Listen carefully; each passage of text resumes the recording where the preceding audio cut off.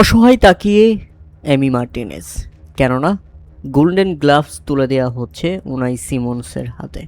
কিছু করার নেই, আজকের ম্যাচে দুর্দান্ত খেলেছেন এমি মার্টিনেজ, আর্জেন্টিনাকে বাঁচিয়েছেন শেষ পর্যন্ত, যদিও শেষ রক্ষা হয়নি তার। এ ম্যাচে 11টি অন টার্গেটে শট নিয়েছিল স্পেন, যার মধ্যে 9টি আটকে দিয়েছিলেন এমি মার্টিনেজ। দুঃখজনক ব্যাপার হচ্ছে তার সামনে দিয়ে গোল্ডেন গ্লাভস নিয়ে যাচ্ছেন উনাই সিমন। হয়তো ভেতরে ভেতরে বুকটা ফেটে যাচ্ছে। আর ওপর দিকে উনাই সিমনের কথা না বললেই নয়, টুর্নামেন্টের সেরা গোলরক্ষকের পুরস্কার তিনি হাতে পেয়েছেন, গোল্ডেন গ্লাভস।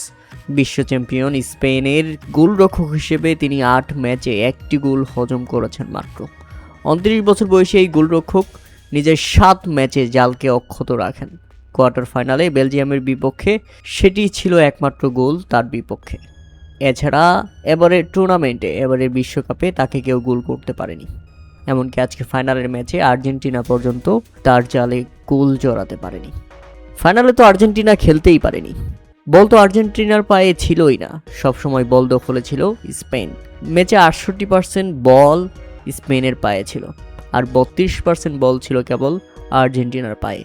এখানেই তো সবচেয়ে বড় লজ্জা আর্জেন্টিনার জন্য। হাড্ডাহাড্ডি একটা ফাইনাল আমরা আশা করেছিলাম, কিন্তু সেখানে রীতিমতো হতাশ করেছে বিশ্ব চ্যাম্পিয়ন আর্জেন্টিনা।